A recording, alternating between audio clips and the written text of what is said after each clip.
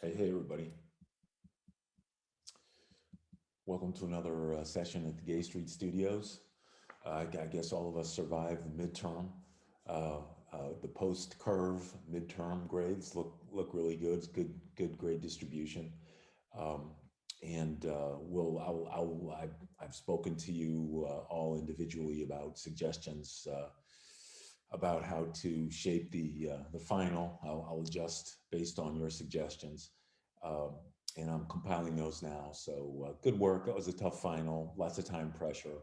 Um, but you can rest assured. I'll always curve the grades so that the distribution is a fair one that matches distributions in other upper division English classes I've always taught, for the last 30 years. So don't sweat anything. Y'all did just fine. And we'll just adjust mutually. I'll adjust a little bit. You guys adjust a little bit in terms of study and in terms of actual exam performance. And I'll adjust in terms of expectation, quantity. So we'll be just fine. But good job.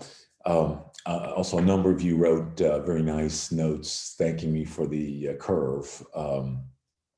No problem. And I think, it's just we all have to be a little flexible these days. This is not the way I'd like to be teaching, and it's not the way you'd like to be learning. But it's got its charms, and we'll just adjust in a fair way. Okay, so we're going to start Fitzgerald today, and F. Scott Fitzgerald and Zelda Sayre Fitzgerald are inextricably linked, I think, in Fitzgerald's fiction. I think largely because Fitzgerald's stock in trade is romance. His what he writes about is. Is this I think this combination of love and ambition, and I think he felt the tension between love and ambition in his own working life, his own artistic life, very strongly. And obviously, Zelda Sayre is from Montgomery, just down the road. Was a big part of that tension. Also, I just wanted to mention just at the outset here that people who'd like to examine Zelda, and not just Zelda in the light of Scott, you know what I mean, but Zelda in and of herself as a kind of symbolic presence, a woman very creative in her own right, very, I think it's fair to say, very unstable and mentally precarious, yes, but I think that instability and mental precarity I think, in many ways, is largely due to the fact that she was a creative, strong woman in an extremely sexist era that was just starting to, an era that was just starting to evolve. The women's right to vote came right, just right before this novel. We're talking about the expansion of women's rights in a way that was unheard of in 19th century America. We're also talking about a sexual revolution that was unheard of in 19th century America. And so I'd be really interested in papers examining Zelda from that point of view.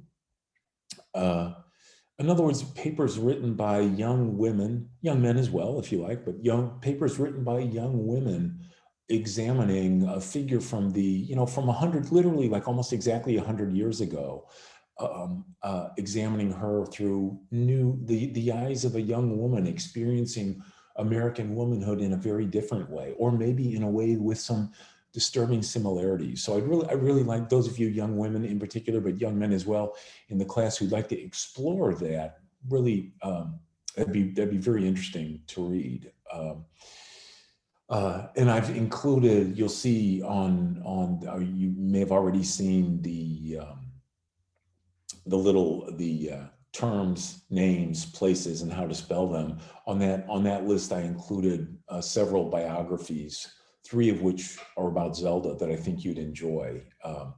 a combination of the Broccoli biography, which is on Scott ostensibly, but you know, very much Zelda is very much a part of that biography, but it's not written with the same focus on Zelda, or I think it's fair to say with the same fairness to Zelda as the other biographies, the Mitford and the Klein biographies on Zelda that I mentioned. So do take a look at those. Yeah.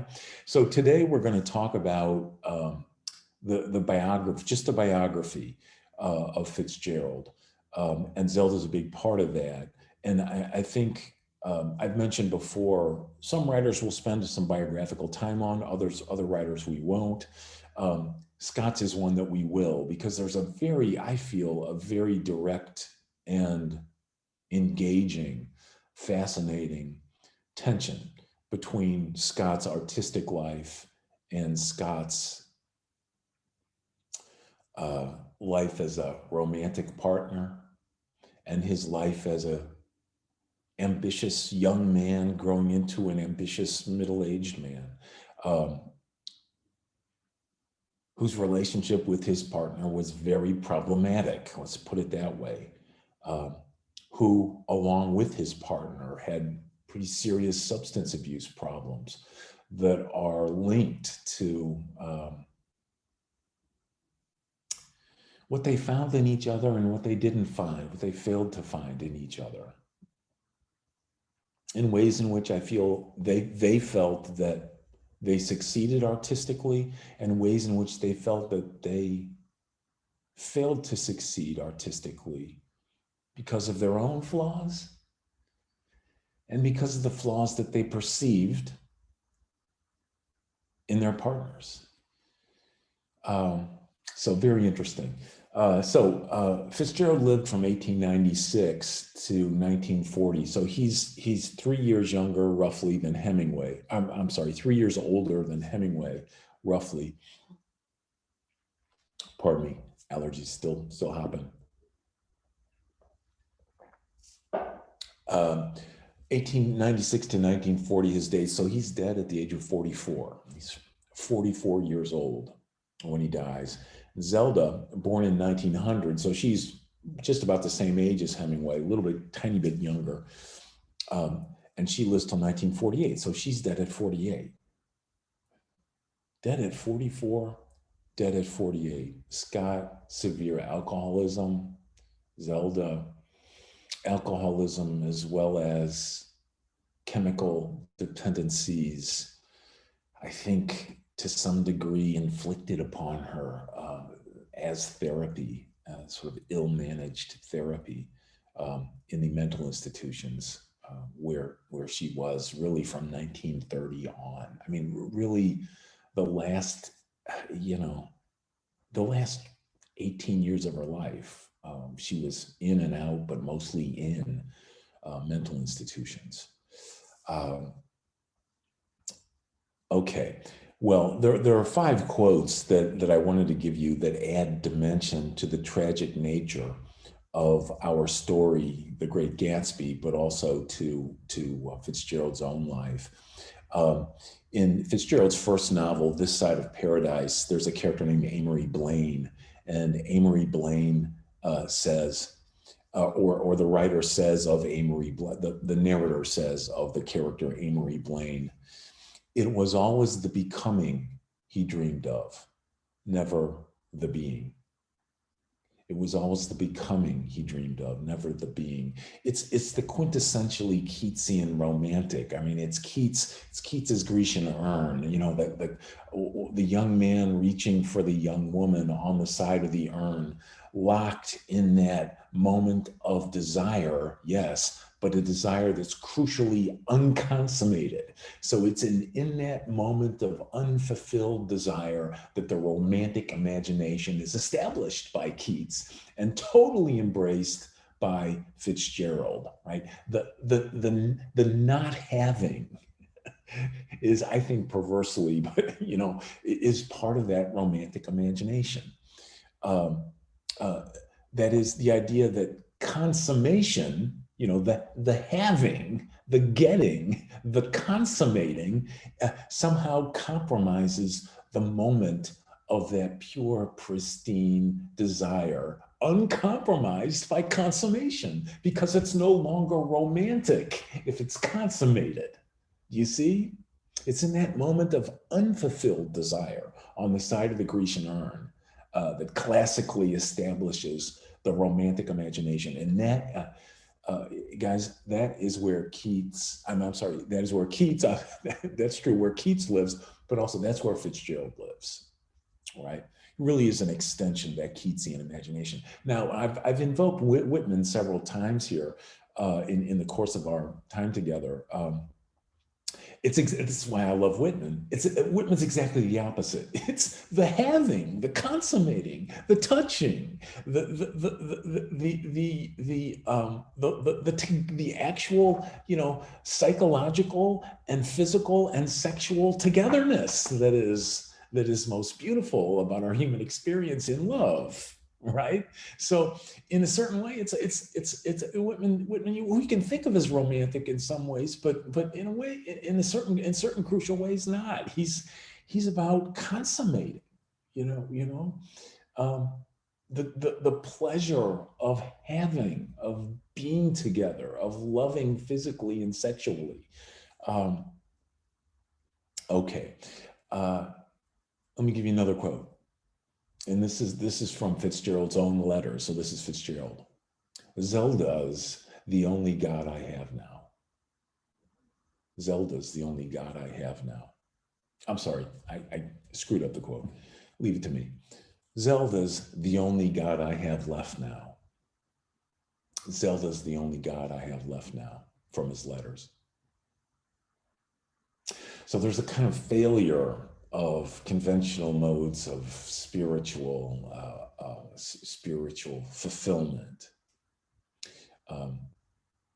a failure that we've noted, and a failure that's rooted in the experience, the global, the cultural, as well as the psychological consequences of the slaughter of World War I. That is, the slaughter that European and American Christianity led us to, the slaughter that European and American capitalism led us to, the slaughter that all of those values, all of those specious lip service values led us to, right? The war, an indictment of those certainties.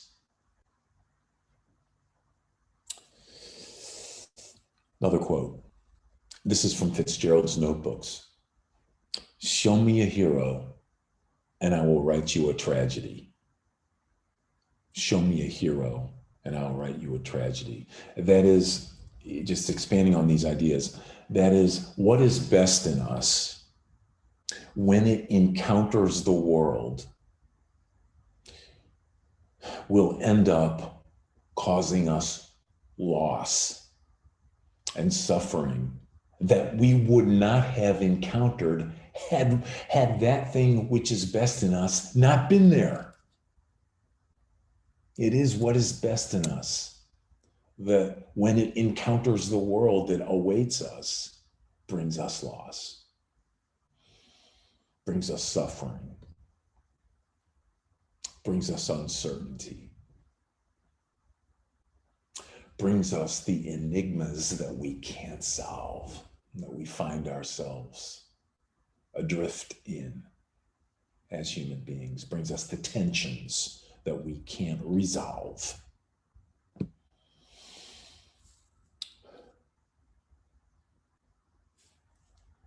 Another quote from Fitzgerald's notebooks. This is great. The victor belongs to the spoils. The victor belongs to the spoils. In other words, the fruits of your achievement make you a slave. That's pretty good. I wish I would have written that down. The fruits of our achievement make us slaves.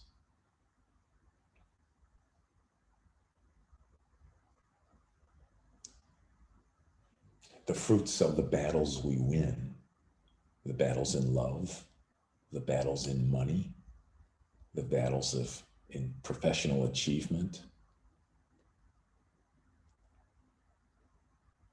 imprison us.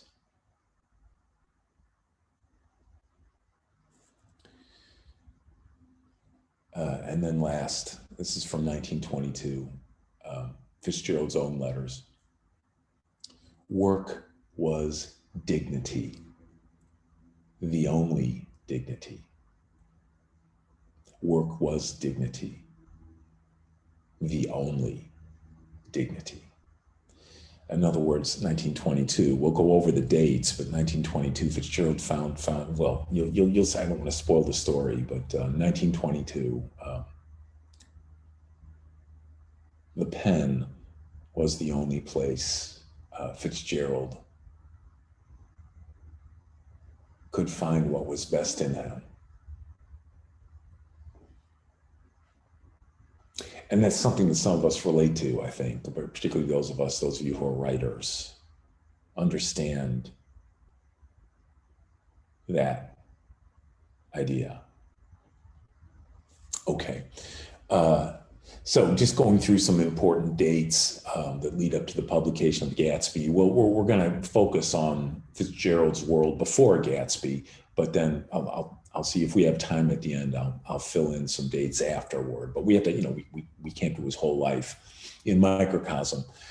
So he's born in 1896 in St. Paul, Minnesota. So he's a Midwestern boy. Yeah. So there's lots of correspondences between Jay Gatsby and Fitzgerald, as well as Nick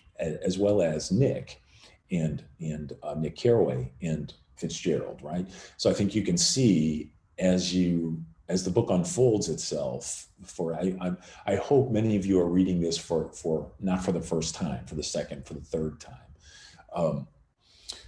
You can see a lot of Fitzgerald in his protagonist. I think in Daisy in some ways as well, right? I mean, I think we see Zelda in Daisy, but I think we also see Scott himself in Daisy in the same way that you can see Hemingway himself in Brett. Might be an interesting paper, the presence of these male writers in their female heroines, or in the female protagonists / antagonists in the work. Pretty interesting, right? Kenneth Lynn, the Hemingway biographer, has some really great ideas about that. If you're interested in that notion, that's a good place to start, and then you could apply that to Fitzgerald and Fitzgerald / Zelda and Daisy. Okay, so born in 1896 in St. Paul, Minnesota, right next to Minneapolis. His early education was private, St. Paul Academy, went to the Newman School in Hackensack, New Jersey. So he's kind of climbing up that social ladder. And he enters Princeton in September of 1913. So that's pre-World War I. And Princeton is the setting of This Side of Paradise, which is Fitzgerald's first book. And its hero is Amory Blaine, right?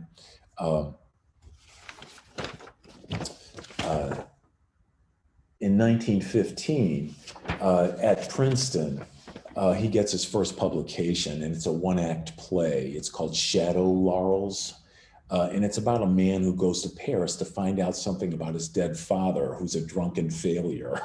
So you have this guy, college freshman, college sophomore doing some writing, and he sees his own dead father, which is not too far from his own, what turns out to be his own life, just not too many years down the line.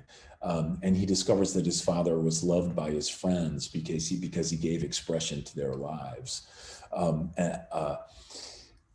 it's in this early play. It's pretty amazing. You see what you could think of as the F. Scott Fitzgerald tragic equation, or the F. Scott Fitzgerald tragic algorithm, and his work repeats this algorithm again and again and again throughout his career, from the very beginning. It's from this early play, 1915. You have a protagonist full of altruistic, naive, idealistic ambition, with a generous, self-sacrificial nature. That is the character's accomplishment is intimately tied into the love of another, but whose ultimate failure, private failure, public failure, or both private and public failure, whose ultimate failure is a direct consequence of his generosity.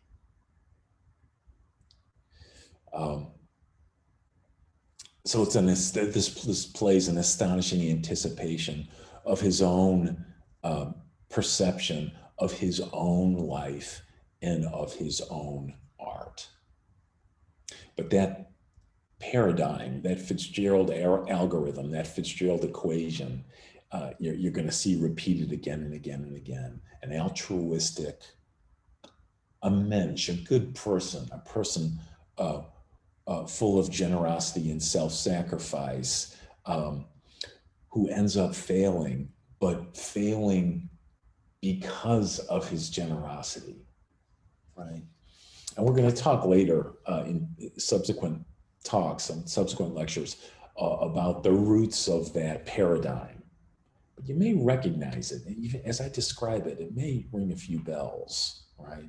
That is, it's the self, it's the self-sacrifice that brings about the tragedy, right? And it's the beauty of that self-sacrificial tragedy that redeems those of us who see the story, who view the story. Okay. Another drink here.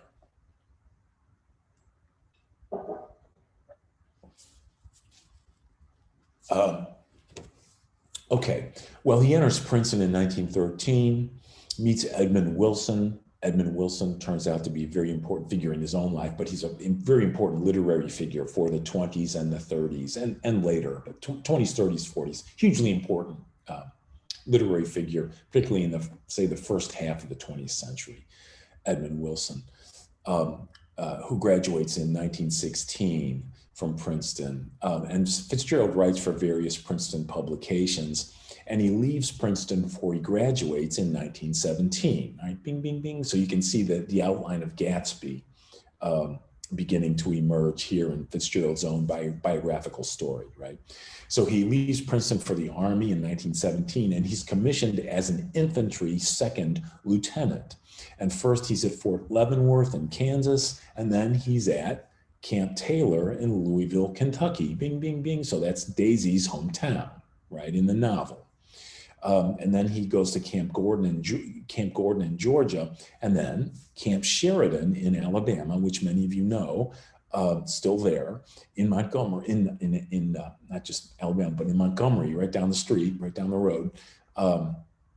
And this is where he begins to court Zelda. So this is where this is where the character Daisy comes from. You have Fitzgerald's time in Louisville that's kind of superimposed upon his time in Montgomery, beginning to court Zelda.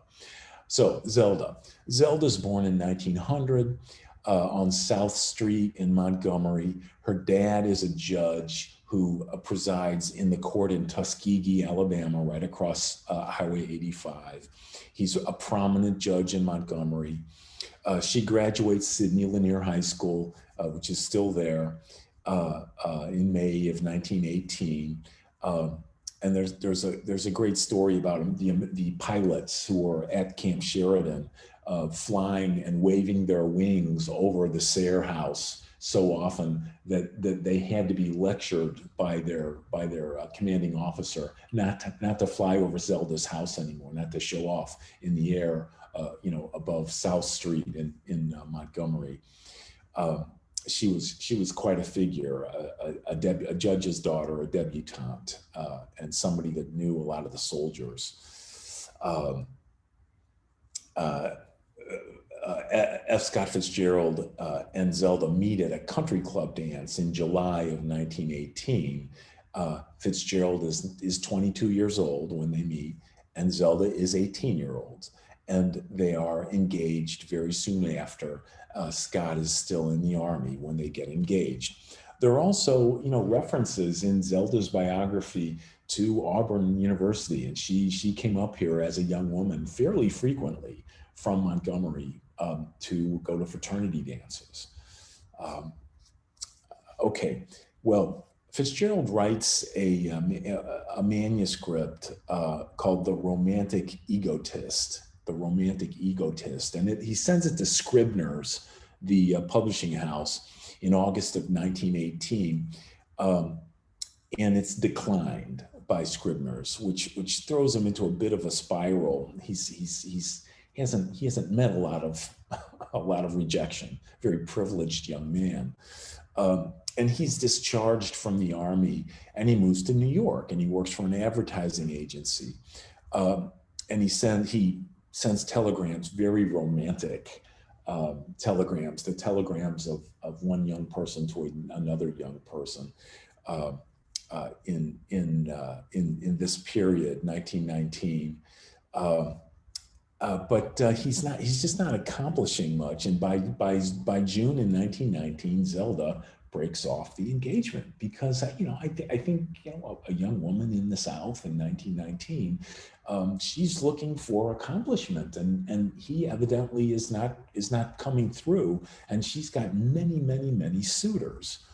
Um, well, Fitzgerald returns to St. Paul for the rest of the summer in 1919, and he writes, and he writes, and he writes. And his early stories are published in important literary or important kind of just cultural magazines. Magazines were much more important back in the day. And I talked a little bit about this with the little magazines that Hemingway, Pound, Eliot were involved with.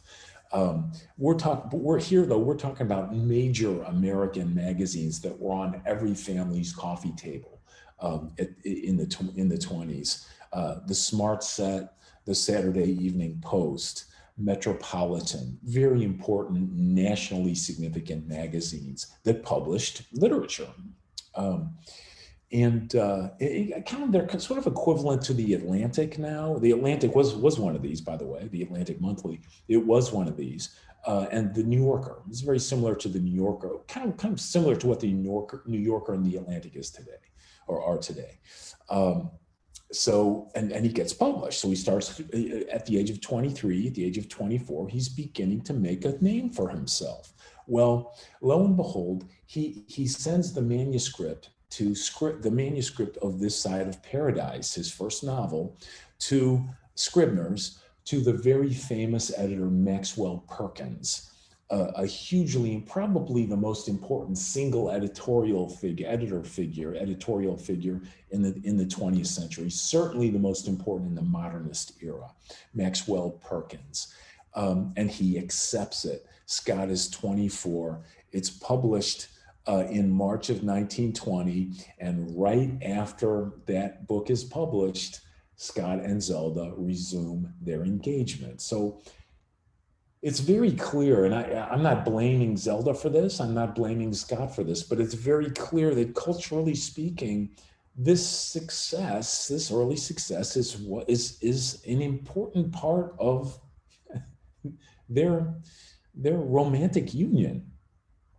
Right, and the achievement of the young man is something that is significant in the eyes of the young woman looking for the partner with which to spend the rest of her life, and in the eyes of the family of the young woman who's looking for a partner to spend the rest of her life with. So this is 100 years ago, and it's a real window into the way things were. A disturbing window, disturbing for young women and disturbing for young men. I think more so for young women. Notice this is, the women's suffragette movement is coming to fruition only now, right at this moment in American political history. And Zelda is, she's, as a young woman, as a woman of 18, you guys can imagine, you who are not too far from 18 right now, you can imagine what that must have been like for a young woman of means, in the Deep South in 1919, 1920. This new possibility, new sexual possibility, new social possibility, new personal possibility, new expressive possibility, just beginning to open up for young women. But it must have been quite a contrast. Hell, it's a contrast now to womanhood in the South, isn't it? But it must have been quite a contrast in the 19 teens, 1920s.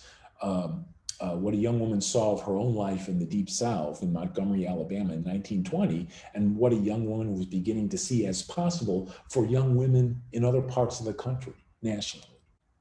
That's at play as well. I'd be very interested in papers looking at this relationship between American culture, American politics, and any one of our works, right? And how those cultural facts impact the books and the characters therein. Okay, y'all, This Side of Paradise makes Fitzgerald a rock star. He becomes nationally famous. Great public acclaim, critical acclaim, personal acclaim.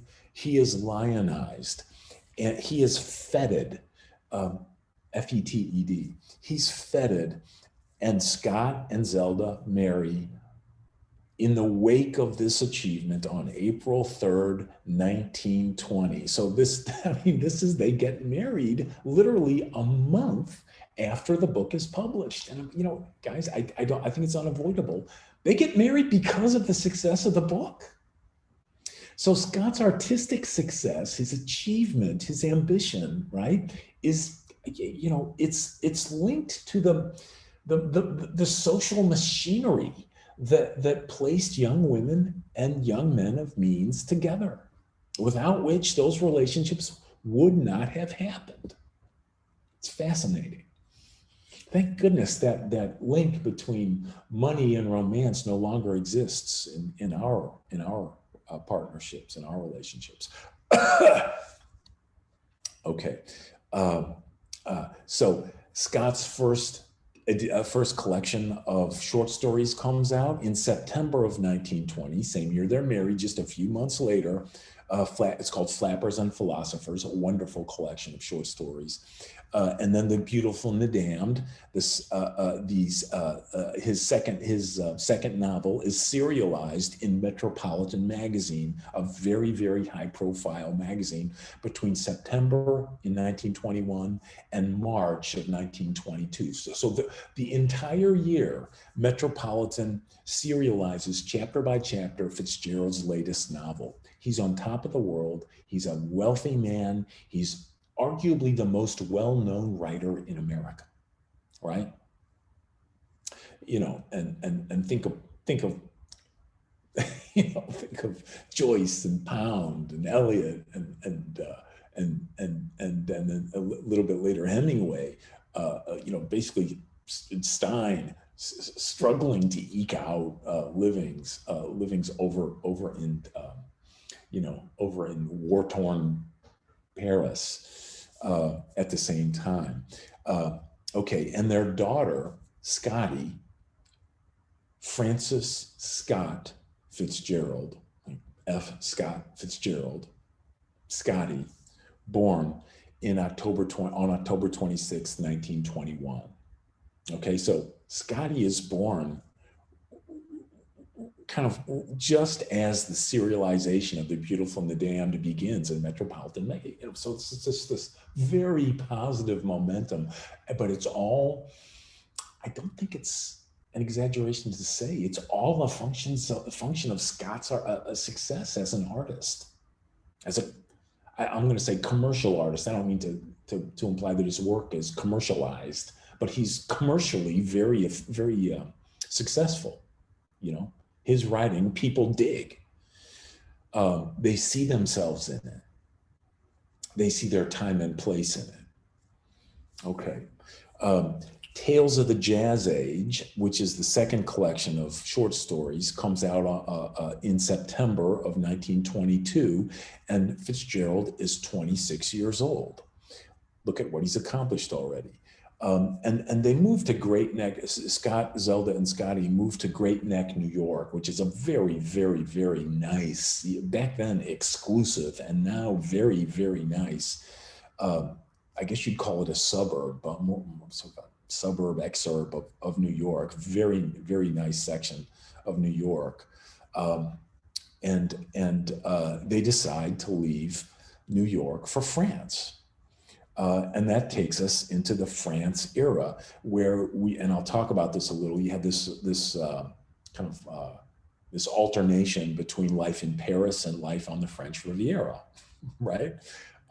So they go to France in May of 1924, and they stay till April of 1930. So 1924 to April of 1930, and this is 1930, the reason France ends is that Zelda has her first breakdown in 1930. And she is treated, I'll mention these, but she's treated in a couple of clinics in Switzerland on Lake Geneva. You remember that phrase, work was dignity, the only dignity. Yeah, just on this move to Paris, Scott and Zelda had been living in Great Neck, and they decide to leave Great Neck. I think largely, it's interesting because I think Sherwood Anderson does this for Hemingway at about the same time. Lardner, a Chicago figure, Ring Lardner, you guys know Ring Lardner. He was basically a sports writer, and then he also wrote kind of cultural columns for the Chicago Tribune. Up until fairly recently, there still was a column, not by Ring Lardner, but his column stayed with the magazine for decades. But he suggested that he'd have time for writing the next novel that he wanted to write. At the time, the novel was to be called The Great Trimalchio, The Great Trimalchio. And Trimalchio was a figure from Roman Latin literature. There's a wonderful satire. Was it Petronius? There's a figure. He's almost like politics aside, sort of a Donald Trump figure who's sort of richer than heck and lives a very decadent life. His name is Trimalchio, and so Fitzgerald had an idea about a similarly wealthy individual that he would model on Trimalchio. Also, as we talked about, the exchange rate in Paris, in France, would take you really far. 19 francs per the dollar. So you could buy a whole meal with wine that would cost less than 3 francs. So less than 20 cents. You could buy an entire meal for 20 cents with wine in France. So they first visit Paris in May of 1924. And then they go to the French Riviera a little bit later in the year. It's unfashionable then in the summer. It's a winter resort, but Scott and Zelda go there in the summer. And they were one of the first people that began to go to the Riviera in summer, because it had been a place where you go during the winter to get to a warmer place. But they started going for the warmth. That happened in the summer. Well, in summer, from the summer to the fall of 1924, Fitzgerald begins and concludes the writing of The Great Gatsby. So this is summer to fall in 1924. During this time, Zelda has an affair. As Scott is writing the novel, I say as, I think probably literally as he is writing the novel, Zelda has an affair with a French aviator, later an admiral, Freudian slip, an admiral in the French Navy named Edouard Jozan, Jozan. You have his name on your list. In July. So in July, as Scott is writing Great Gatsby, Zelda's having an affair. And I think this is responsible for the sense of betrayal that permeates the end of The Great Gatsby. He writes later in his notebooks, that September in 1920, this is a quote from Fitzgerald, that September in 1924, I knew something had happened that could never be repaired. That September in 1924, I knew something had happened that could never be repaired. So that's the affair. Okay. Well, Gatsby is published on April 10th of 1925. Scott is 29 years old. Okay, so our book published 1925, Scott's 29 years old. Make sure I have everything here.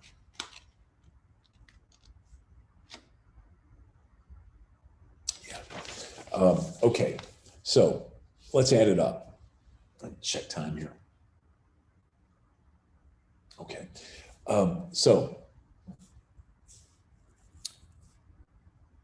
despite the drinking, despite the marital upset, despite the parties, Fitzgerald described their life in France this way. He said their life in parties was 1,000 parties and no work.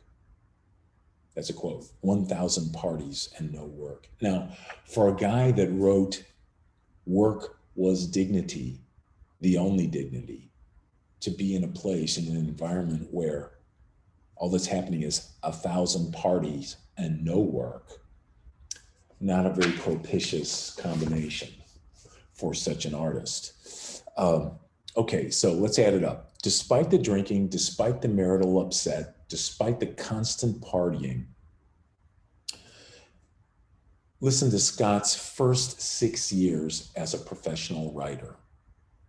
3 novels, 1 play, 41 stories, 27 articles or reviews, several movie scenarios. By far, he is the most famous of all expatriate writers. I would argue the most famous of all American writers, period. And part of the reason why he's famous in America is that he is an expatriate. Because it's at this time that the fascination with the Parisian avant-garde and the writer's scene in Paris really begins to break in America, due to the work of some of the people like Pound, like Eliot, like Hemingway, et cetera, et cetera. Okay, so he's the most famous of all the all-American writers. After the spring of 1925, the difficulty of devoting time to writing increases, right? So this is post the publication of Gatsby. Fitzgerald and Zelda move from Paris to the Riviera in late April 1925. They move back to Paris in 1925 again. They live at the 14 Rue de Tilsit, Tilsit, Tilsitt. I spell that for you. And in May of 1925, so they moved back in late April from the south of France to Paris. And Fitzgerald meets Hemingway famously in the Dingo Bar. And Fitzgerald is intimidated by Hemingway's presence. You know, Hemingway's got the war wounds. Hemingway and Fitzgerald, actually, you know, they become friends. They take a trip to Lyon together.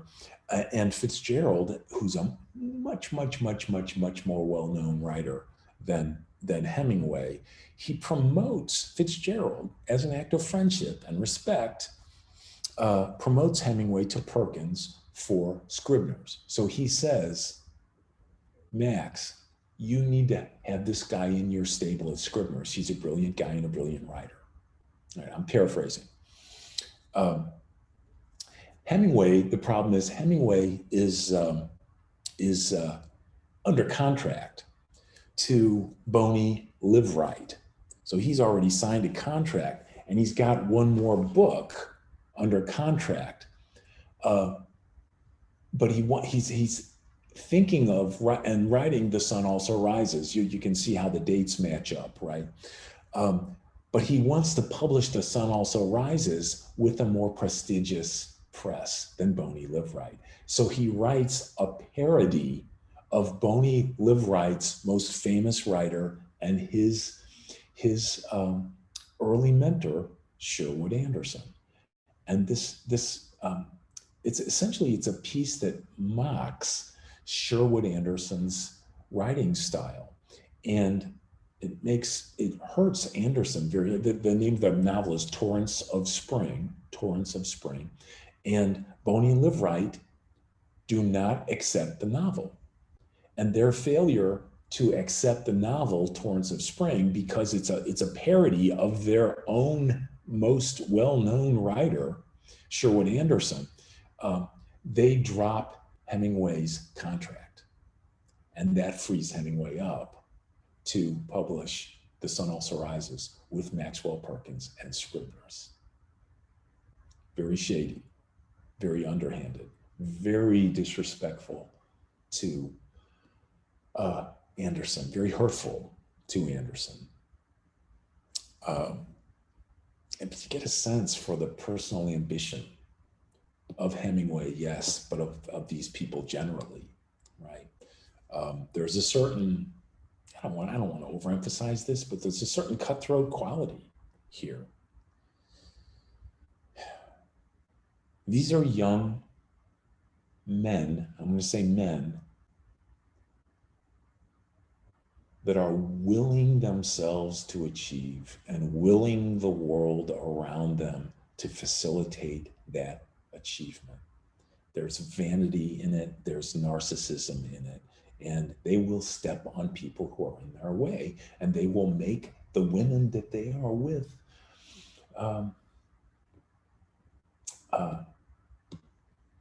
part of that ladder that is leading them to the kind of professional achievement they want to achieve for themselves. I don't mean to be reductive there, but I think that's a chief component in their literary success, as well as a chief component in the emotional devastation that their partners are subject to. This includes Joyce's wife, Nora Joyce. This includes Hadley Richardson Hemingway.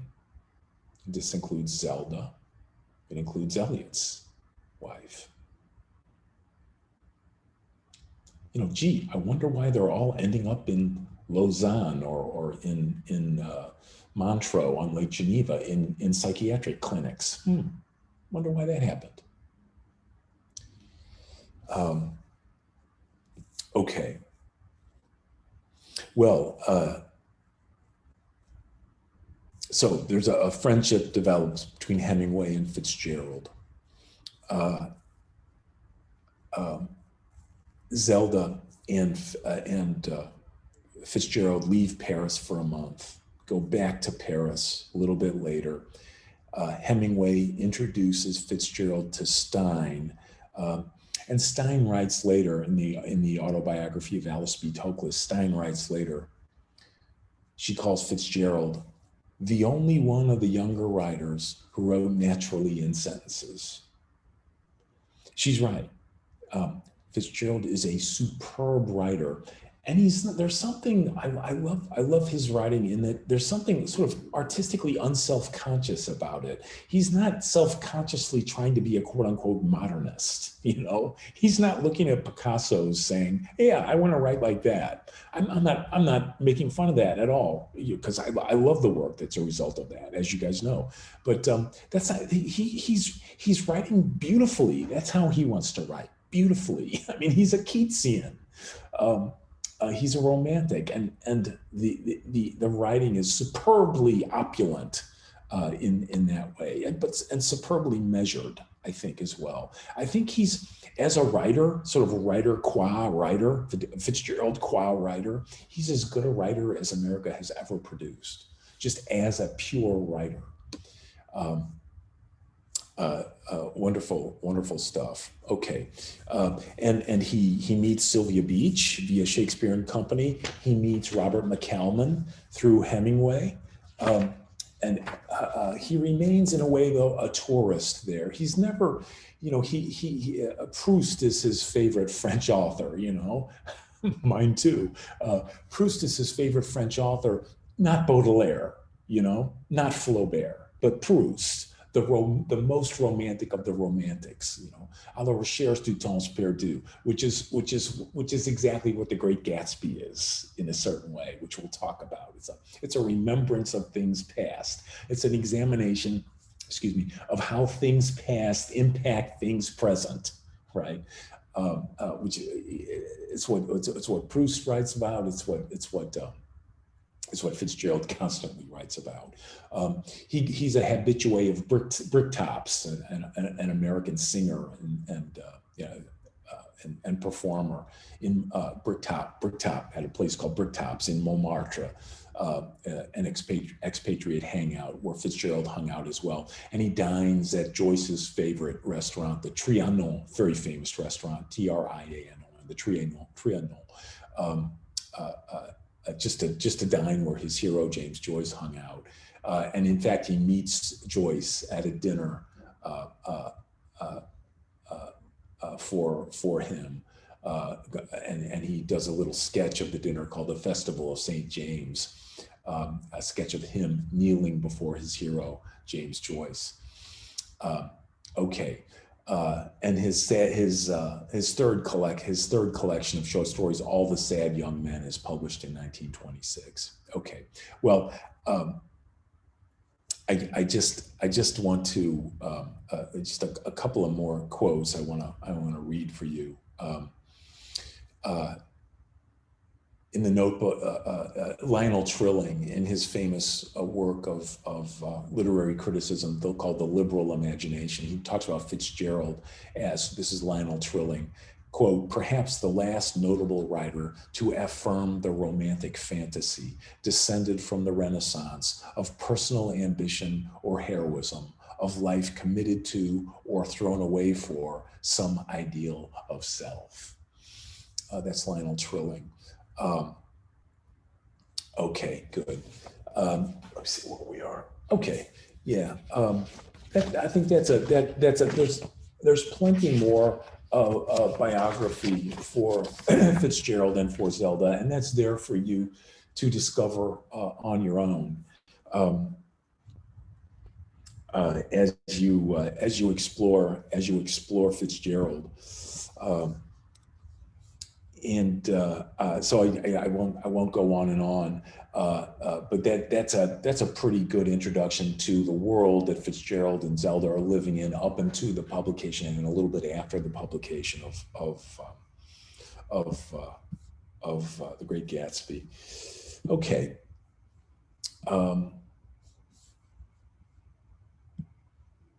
And just want to, as we've been doing, get back to our jazz, and wanted to talk a little bit about a wonderful artist named Mary Lou Williams that we'll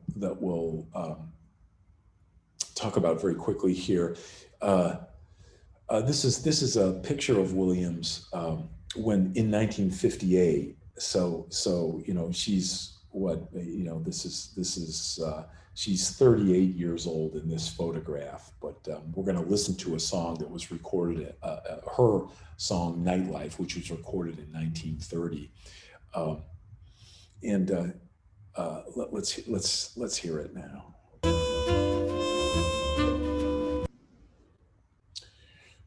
Yeah, it's a little difficult to manage some of these. There we go.